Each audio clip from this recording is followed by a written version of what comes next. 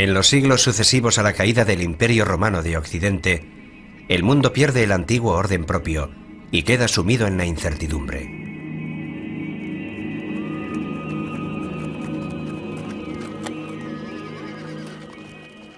La fe religiosa se convierte en el único punto de estabilidad en este mundo tan inestable.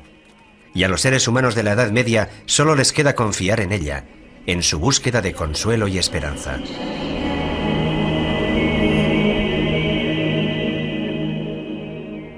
Todo comienza en el año 303, cuando el emperador Constantino legaliza el ejercicio de la fe cristiana y continúa con Teodosio el Grande, que la declara religión de Estado. Es un proceso que a partir de entonces permite a la Iglesia adquirir un papel fundamental en la historia política y cultural europea. Esta gran transformación del Imperio Romano se produce en la famosa fecha del 313, con el llamado Edicto de Milán, que no es sino la confirmación de un edicto anterior, según el cual el cristianismo, tras haber sido parcialmente perseguido por las élites, por algunas élites del Imperio Romano, con Constantino se convierte en la religión del imperio, es decir, pasa a ser una religión legalizada. El cristianismo se extiende a todo el mundo conocido, y poco a poco hasta los reyes y las poblaciones bárbaras se convierten a él.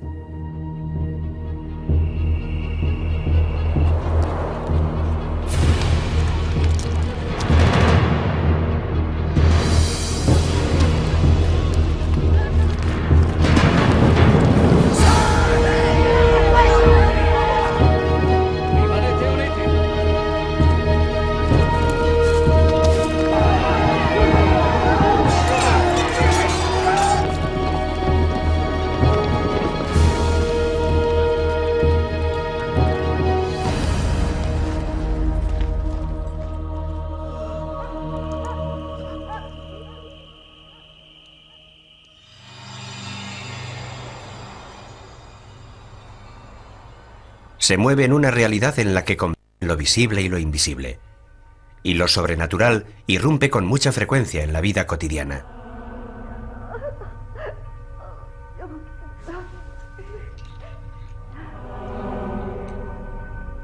La magia se basa en el principio de que hay una relación concreta entre las cosas que se ven y las que no se ven.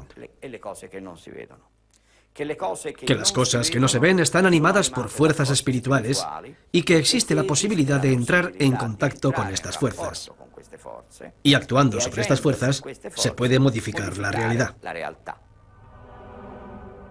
La fe impregna profundamente esta época, en la que el ser humano es criatura de Dios. La vida cotidiana, las relaciones con los demás, el conocimiento del mundo, el sentido del tiempo, el significado de la muerte, todo se mide según parámetros divinos.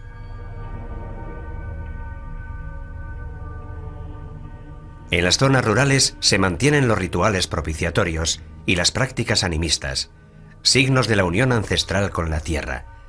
Resuenan los ecos de cultos paganos que la Iglesia no combate abiertamente, prefiere plasmarlos e incorporarlos a la propia doctrina.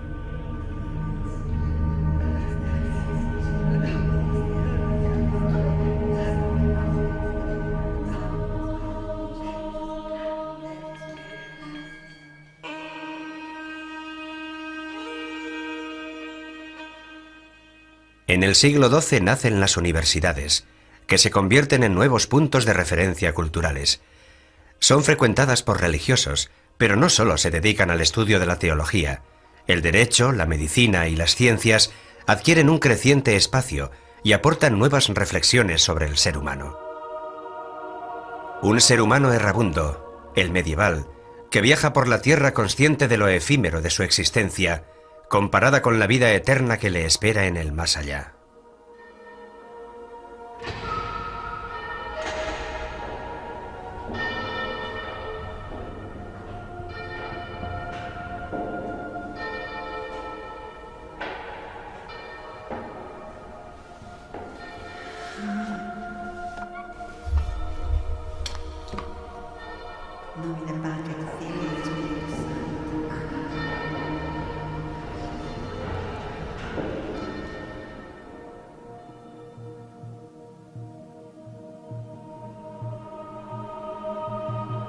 En el largo milenio medieval, todo debería ser inmutable, mientras todo se transforma lentamente.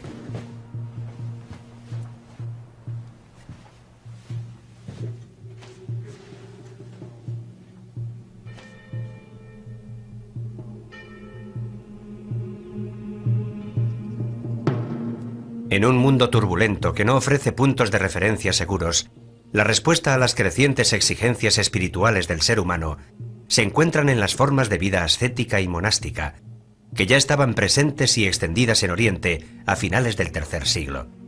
Se renuncia al mundo para emprender un camino de perfección, eligiendo una vida eremítica e ingresando en una comunidad religiosa. En el instante en el que el cristianismo pasa a ser religión oficial, corre también el riesgo de convertirse en la religión de las élites. El monacato surge como exigencia de un cristianismo radical, es decir, de un cristianismo que no ha olvidado la espera del retorno del Señor, un cristianismo que no quiere dejarse manipular.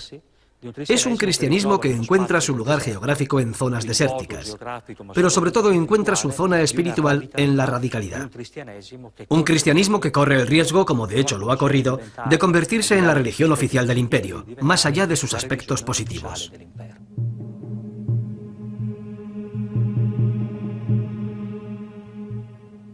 Si la fuga solitaria hacia el desierto multiplica las formas espontáneas de experiencia de Dios, la opción monástica ciñe esas mismas aspiraciones a unas reglas muy concretas, obligándola a una rígida disciplina. Que nadie se arriesgue a dar o recibir cualquier cosa sin el permiso del abad. Ni piense que tenga nada propio, absolutamente nada, ni un libro, ni un cuaderno o una hoja de papel, ni mucho menos un lápiz, puesto que a los monjes ya no les permiten disponer libremente ni de su propio cuerpo, ni de su propia voluntad.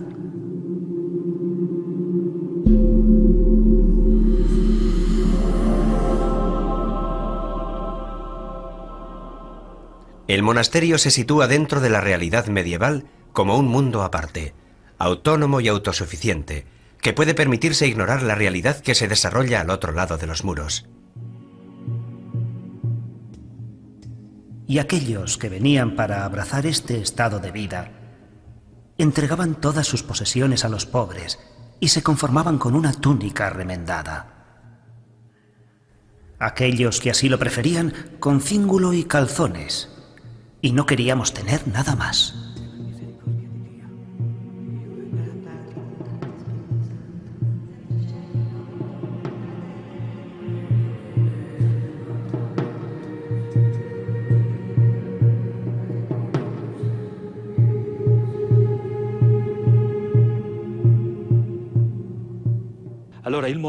El monasterio es un intento de crear una pequeña comunidad cristiana completamente autónoma intramuros, donde se pueda ejercer, donde se pueda vivir plenamente la opción de vida cristiana.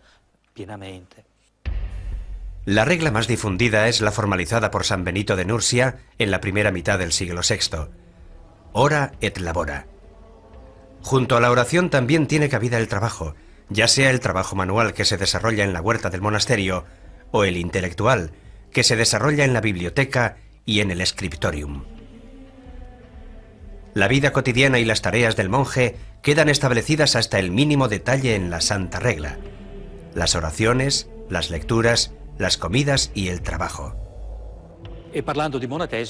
Cuando hablamos de monaquismo, en Occidente el nombre que nos viene a la mente es el de Benito de Nursia.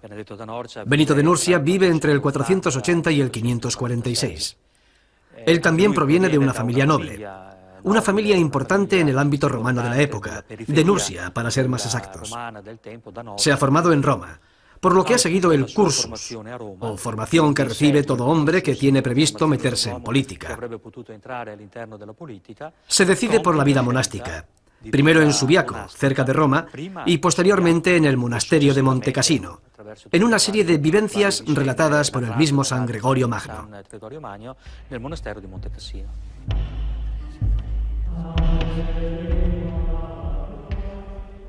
Pero si hubiera alguien tan negligente y holgazán que no quisiera o pudiera leer o estudiar, que le den cualquier tarea que hacer, para que no permanezca ocioso.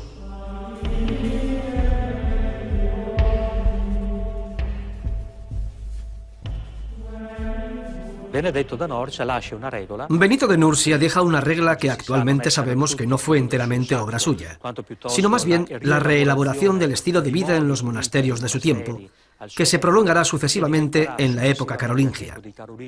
Por tanto, nos encontramos ya hacia el siglo IX. Esta pasará a ser prácticamente la regla con la que se identifica el monaquismo occidental, principalmente un monaquismo de tipo benedictino.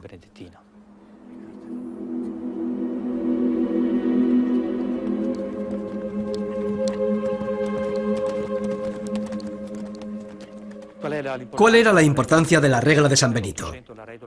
¿Y por qué la regla de San Benito sustituye en el siglo IX a las demás reglas monásticas que imperaban en otros monasterios?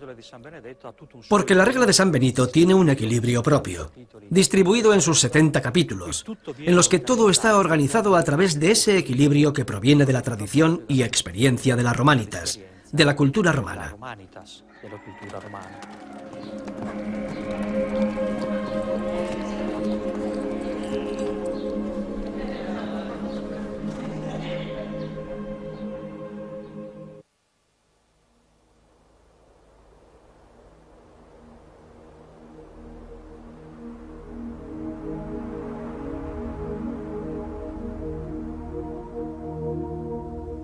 Mientras los monjes buscan su vida elitista de perfeccionamiento y huida de las cosas terrenales, la Iglesia institucional se reafirma ya desde el siglo V como sujeto político fundamental y como presencia firme y estable en el panorama cambiante de la Edad Media.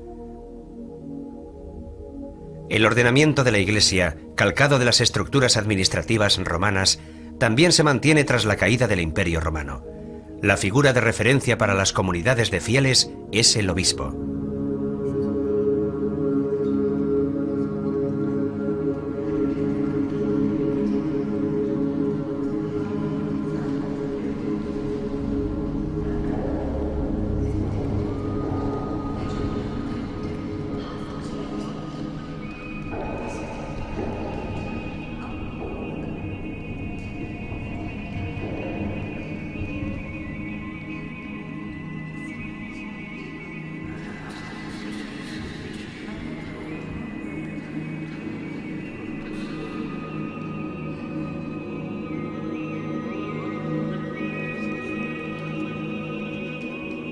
El papel del obispo en los primeros siglos de la Edad Media implica algo más que ser el guía espiritual de la comunidad cristiana. Está dotado de poderes civiles y más genéricamente políticos. Duomo, que significa catedral, deriva del latín domus, la casa del obispo, también llamada catedral porque el obispo tiene una cátedra. Es decir, el obispo es el pastor, es el quien enseña la verdad a los cristianos que lo quieren escuchar. Este es el significado etimológico. Desempeña el papel de defensor de la población romana a través de acciones diplomáticas con los representantes de los pueblos invasores y proporciona ayudas concretas gracias al patrimonio eclesiástico acumulado en las décadas anteriores, patrimonio que gestiona con la ayuda de clérigos y personal laico. La diócesis es una parte del pueblo de Dios, encomendada a los cuidados pastorales del obispo, ayudado a su vez por su presbiterio, de modo que, en adhesión al propio pastor y por medio del Evangelio y la Santísima Eucaristía, unida en el Espíritu Santo, constituye una iglesia peculiar, en la que está presente y actúa la Iglesia de Cristo, una, santa, católica y apostólica.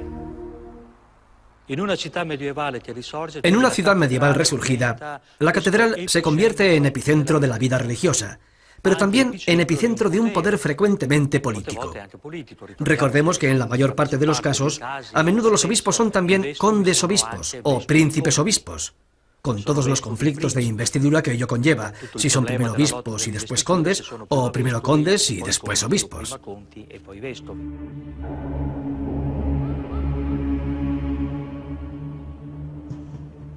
Desde finales del siglo VI, la administración civil y la religiosa establecen una intrincada relación mutua.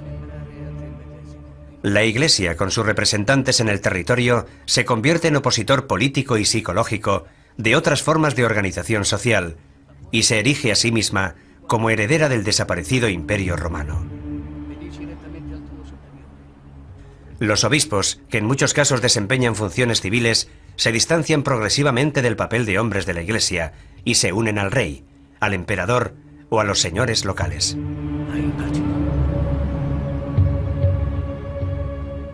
El privilegio de la inmunidad, que comprende la exención de tributos y el de sinecura, o lo que es igual, la exención del ejercicio de las funciones sacerdotales, son la expresión perfecta de una Iglesia adscrita al poder. La simonía, término que indica la compraventa de cargos públicos y la oferta de los servicios propios al mejor postor, se convierte en un fenómeno muy extendido. Asimismo, el nicolaísmo, es decir, la práctica común de los sacerdotes de casarse, suscita las críticas de aquellos que preferirían que los eclesiásticos volvieran a un estilo de vida y un ejercicio de las funciones espirituales más auténticos.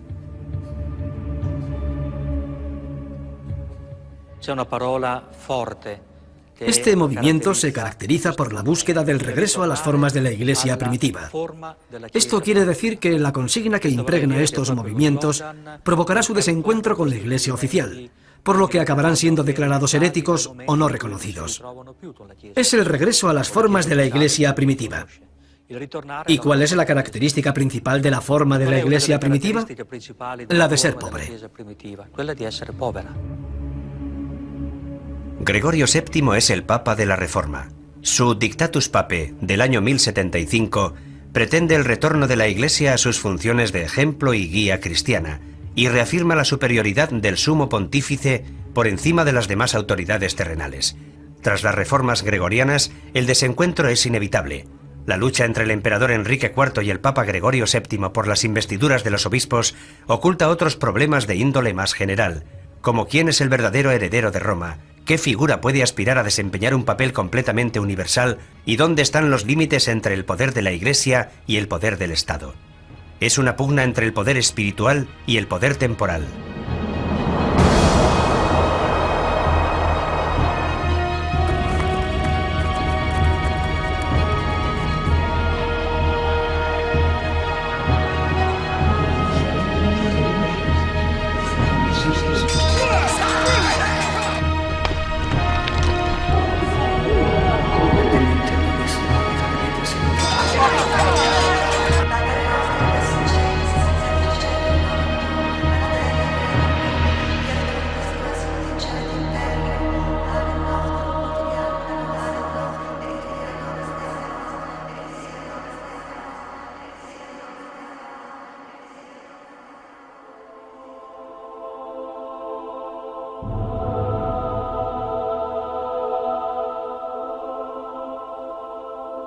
En la ciudad, aparte del palacio episcopal, símbolo de la presencia del obispo en el territorio, surge la catedral, lugar sagrado dedicado a las ceremonias religiosas. Desde la lejanía, con sus transeptos y sus torres, se asemeja a una poderosa nave que zarpa hacia un largo viaje. Toda la ciudad puede embarcar sin temor en sus robustos laterales. La catedral, como el campo o el bosque, tiene su ambiente, su aroma, su luz, sus claroscuros, sus sombras. Su rosetón parece el propio sol. Saboreamos su profunda paz. La catedral es la revelación total. El hombre, encerrado en una clase social, en un oficio, desperdigado, agotado por el trabajo cotidiano y por la vida, encuentra allí su sentido de la unidad natural. Encuentra allí el equilibrio y la armonía.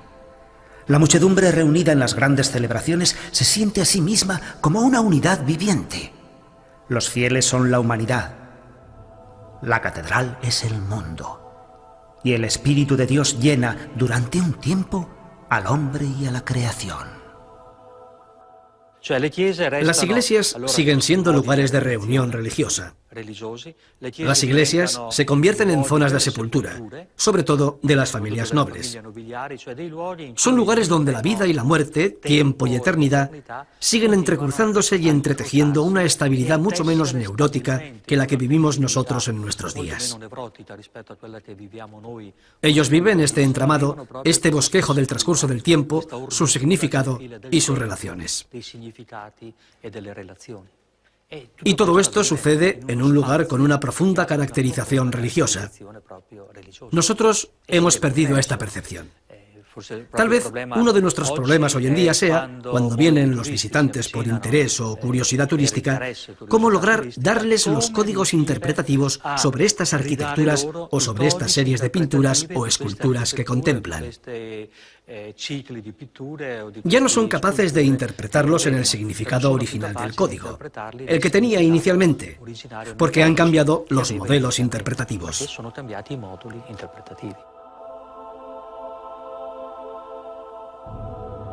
El feligrés se implica a través de una serie de sensaciones que impactan sus sentidos.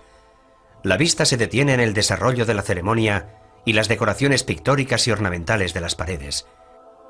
El olfato está estimulado por el olor a incienso. El oído se estremece por las palabras leídas y declamadas en latín, una lengua incomprensible para los fieles, pero también por la música y los cantos.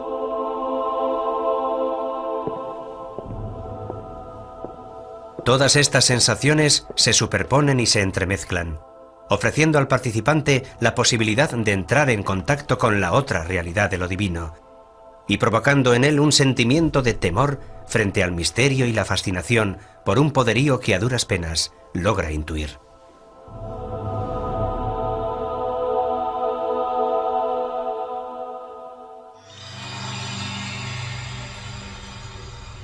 En la Edad Media la catedral es un lugar abierto, donde tiene lugar una amplia serie de momentos colectivos, como las reuniones de las autoridades, las ceremonias de entrega de títulos honoríficos, las asambleas de asociaciones ciudadanas o la recepción de importantes personalidades extranjeras.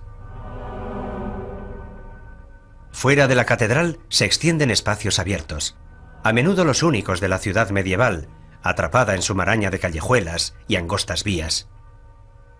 En la plaza, lugar de socialización y encuentro, se desarrollan también las grandes predicaciones de los oradores que arengan a la multitud desde un tablado construido para la ocasión.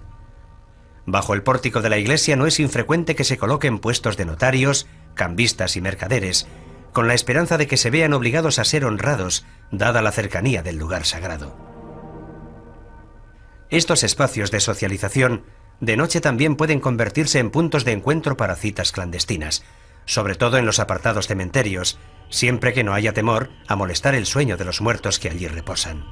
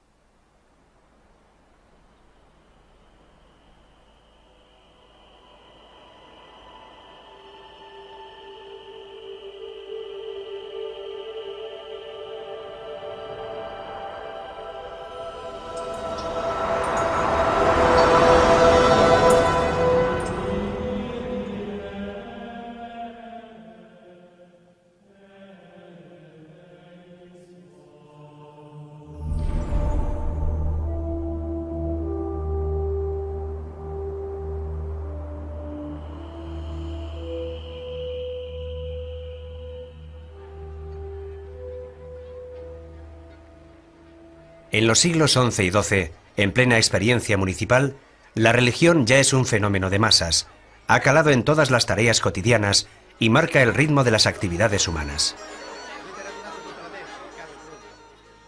La Iglesia es la que determina los días festivos.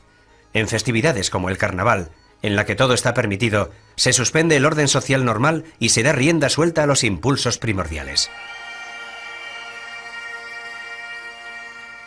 Incluso los religiosos relajan sus costumbres y son inducidos a contravenir sus preceptos y saborear los placeres del pecado.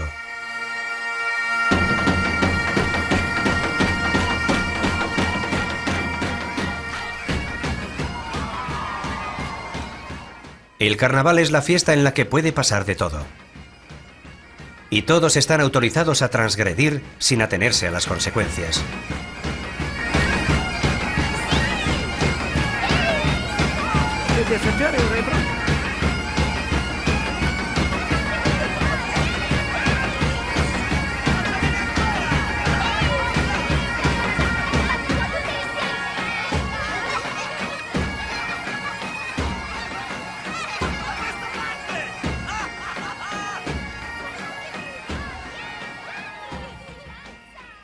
Es el modo en el que la Iglesia y la sociedad ofrecen un espejismo de libertad a la plebe sometida.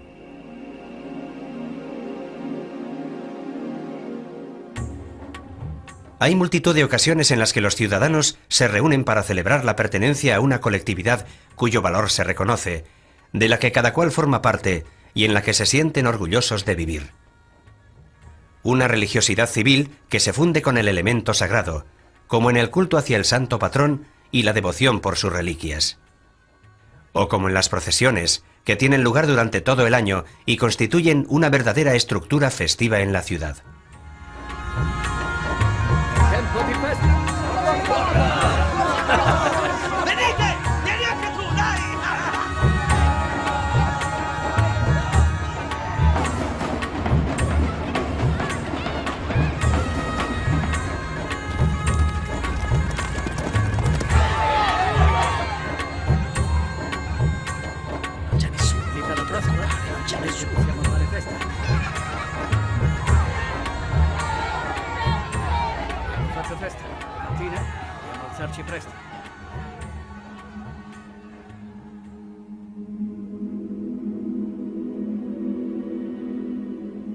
La transmisión de la cultura también se realiza a través de la óptica religiosa.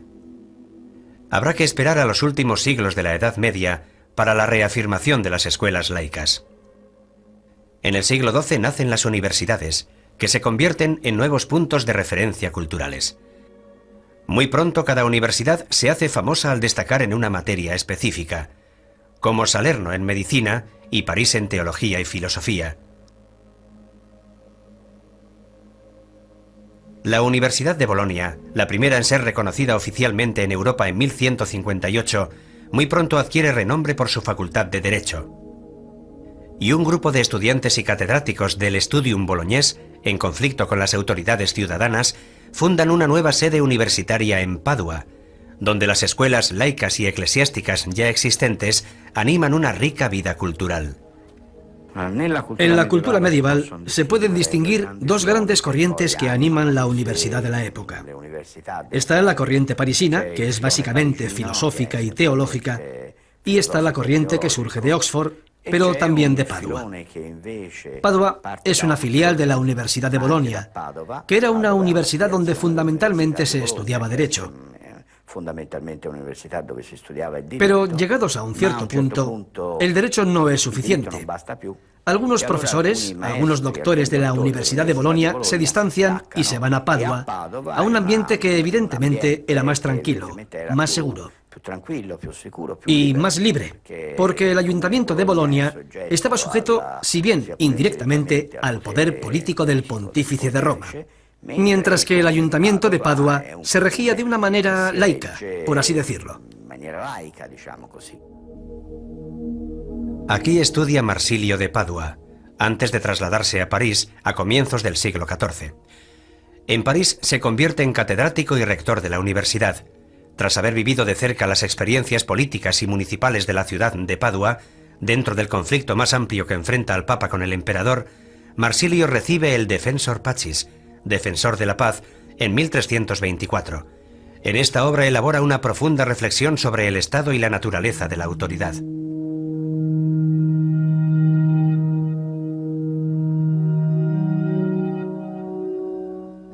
Digamos, por tanto, que el legislador o la causa primigenia y eficiente de la ley es el pueblo.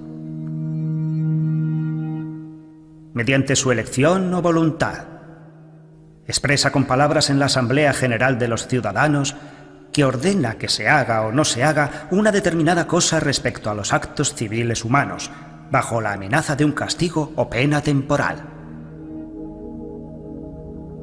Bajo la máscara de honradez y decoro, el papado es tan peligroso para el género humano que allá donde no se le ponga freno, causará perjuicios muy graves a la civilización y a la patria.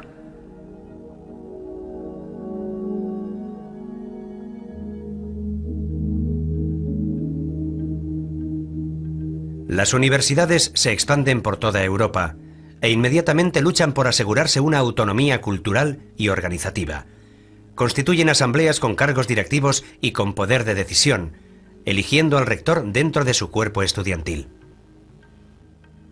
Enseguida estos centros de estudio atraen alumnos y profesores de toda Europa, lo que da testimonio de la gran movilidad de la época, pese a las dificultades y peligros de los viajes. Naturalmente, la lengua común es el latín.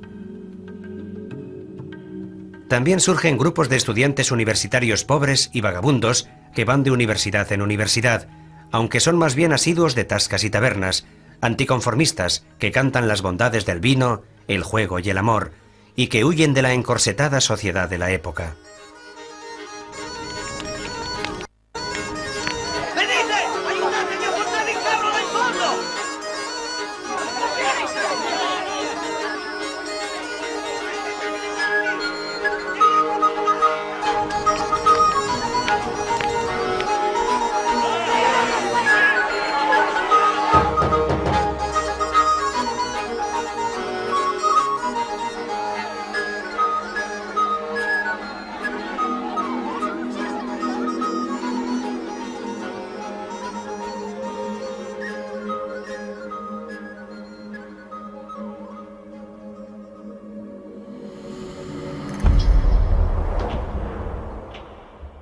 En Padua adquieren un gran valor las disciplinas científicas. En 1307, Pietro d'Abano regresa a esta universidad para enseñar filosofía, astronomía y medicina. Pero antes, su curiosidad intelectual le había llevado a Constantinopla, donde aprendió griego y entró en contacto con las culturas árabe y bizantina, y posteriormente a París, donde siguió desarrollando sus conocimientos.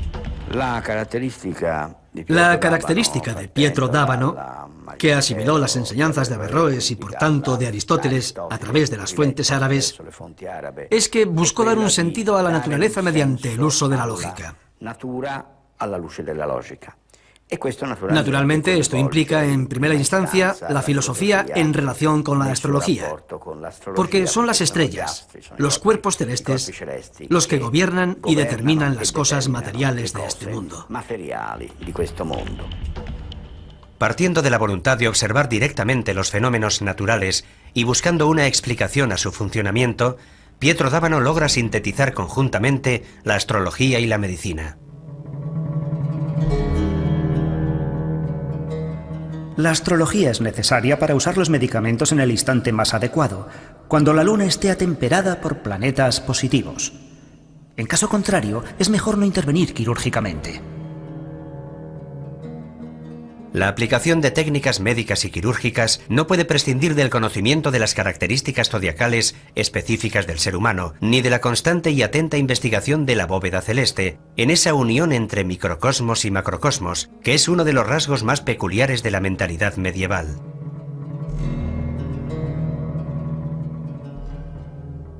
Si uno toma un purgante cuando la luna está en conjunción con Júpiter, su eficacia disminuirá. De igual modo, intervenir con instrumental quirúrgico en la zona enferma mientras la luna se encuentra en el signo del órgano enfermo es una cosa horrible. Pietro d'Abano non è affatto il solo. Pietro d'Abano no está solo. Toda la Europa de la época está entusiasmada ante los conocimientos importados a través del mundo árabe y judío, que aciertan de lleno en un problema extremadamente práctico y concreto en la realidad.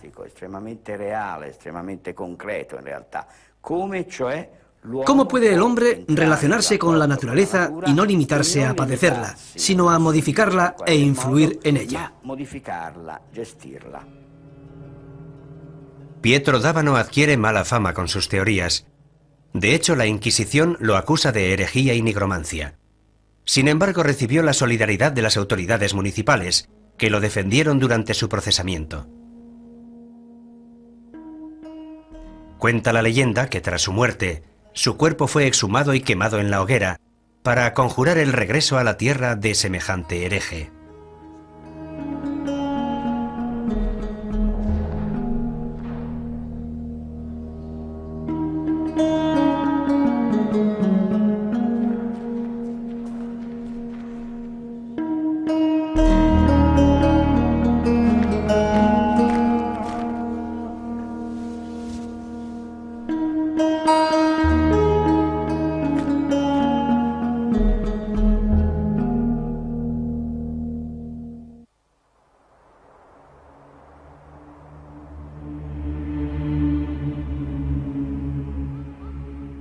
En el renacimiento intelectual del siglo XII, Occidente muestra una renovada atención por las prácticas astrológicas, consideradas como una síntesis entre ciencia y magia, y también por la astronomía, que junto con la alquimia alcanza un gran auge en Europa gracias al contacto con la cultura árabe, a pesar de los recelos de las autoridades religiosas, que ven en ellas una peligrosa afinidad con la magia.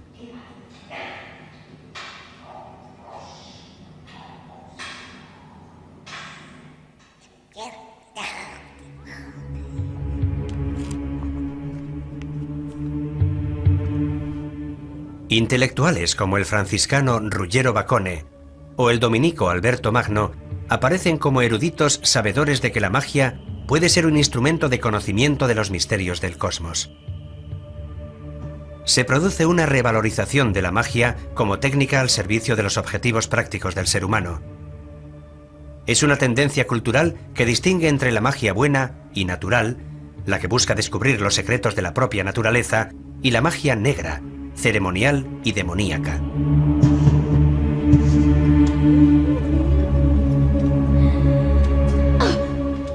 Existen ciertas mujeres depravadas que se dirigen a Satanás y se dejan atrapar por engaños y seducciones diabólicas.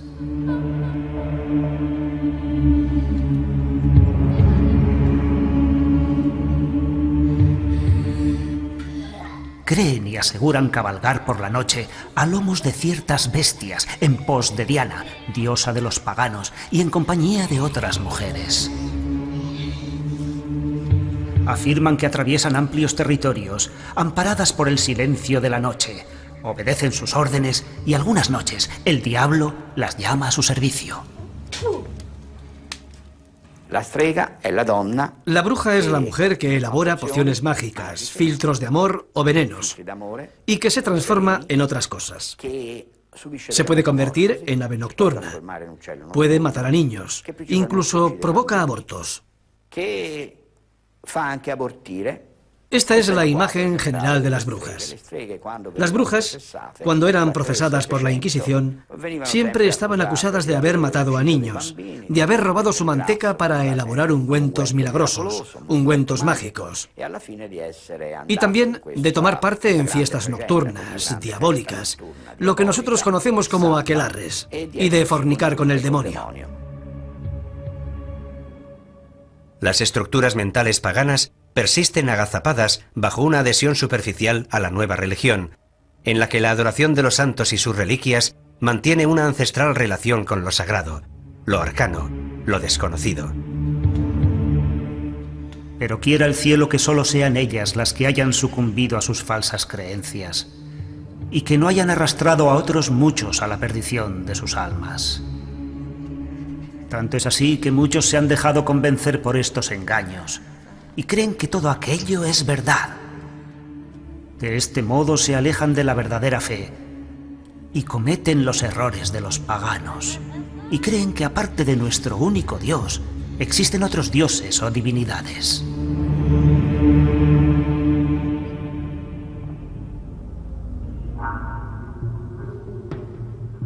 Circulan multitud de manuales de magia médica que prescriben recetas para curar las más variadas enfermedades mediante el uso combinado de plantas medicinales o incluso órganos o fluidos de animales. Es evidente que el descubrimiento de su efecto curativo es más bien fruto de una larga experiencia transmitida de generación en generación. Cada cosa, cada ente, cada fuerza es casi una voz no comprendida, una palabra suspendida en el aire, donde cada palabra tiene innumerables ecos y resonancias, donde las estrellas se dirigen a nosotros y se dirigen entre ellas, y se miran y nos miran, y se escuchan y nos escuchan, donde todo el universo es una conversación inmensa, múltiple, diversa, ahora silenciosa, ahora ruidosa, ahora en claves secretas, ahora en un lenguaje abierto. Y en medio está el hombre, admirable ser cambiante, que puede pronunciar cualquier palabra, plasmar cualquier cosa, dibujar cualquier carácter, responder a cualquier invocación, invocar a cualquier dios.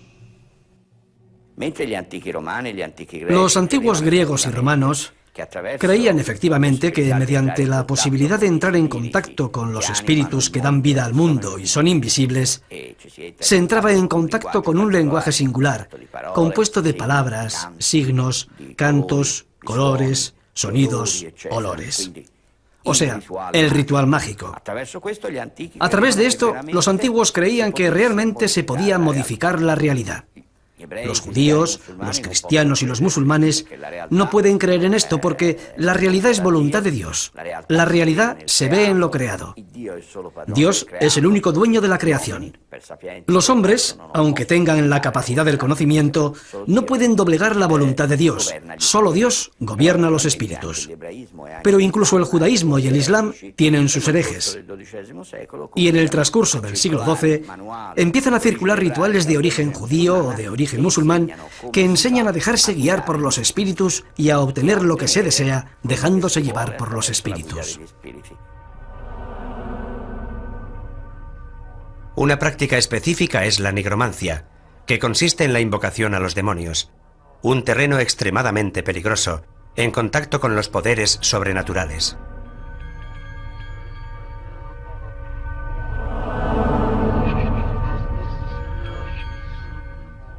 La palabra es un elemento fundamental del ritual mágico.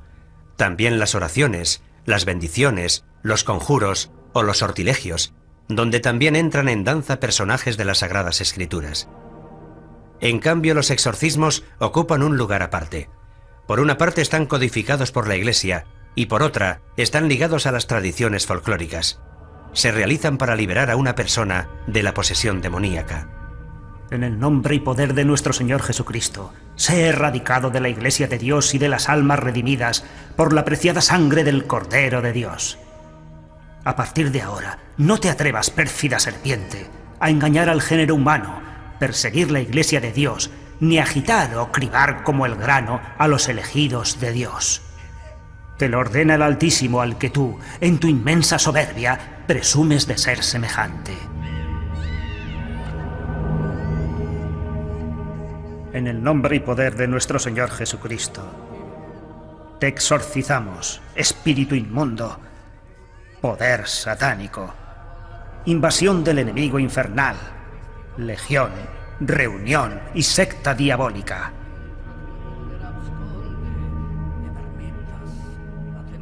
Que Dios se muestre y sus enemigos se alejarán, y que huyan de él aquellos que lo odian.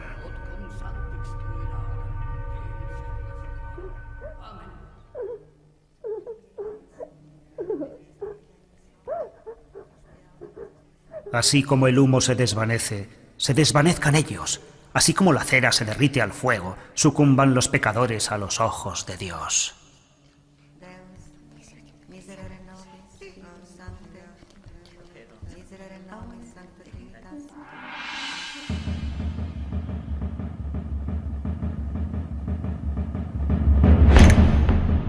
A partir del siglo XIV, las autoridades eclesiásticas extienden sus recelos a todo lo que tenga que ver con la esfera de lo mágico.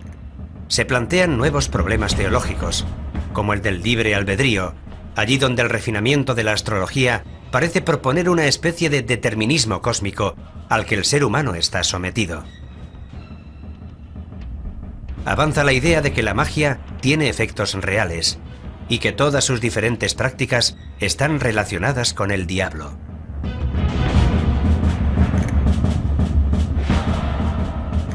Brujas y herejes se reúnen de noche, generalmente en lugares solitarios, en campos o en montes, en iglesias desacralizadas o en lugares dejados de la mano de Dios.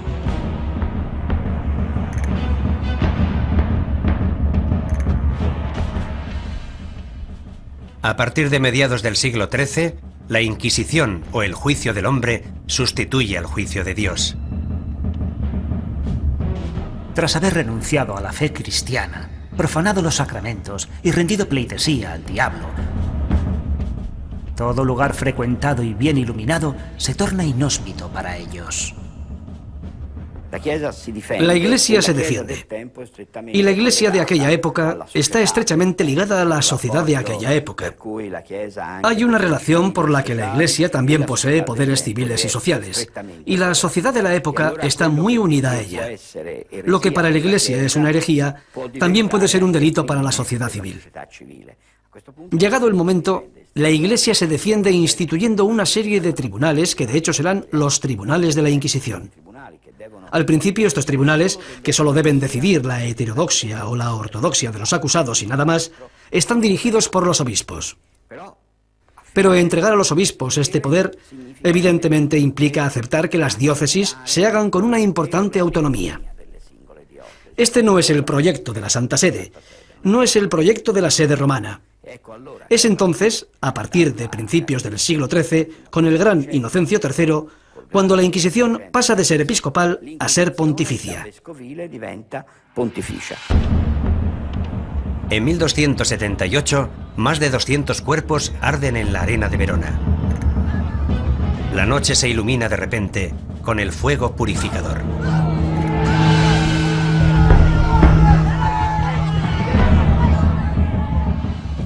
Buscadlos en guaridas y escondrijos similares. Sacadlos de allí y matadlos a todos.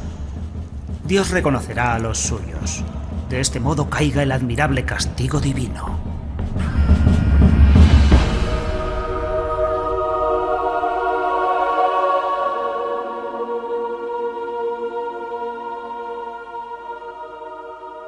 En un camino medieval, entre caravanas de mercaderes, grupos de soldados a caballo y campesinos, es posible divisar una figura solitaria que se desplaza a pie, vestida con sencillos ropajes, con escasas pertenencias.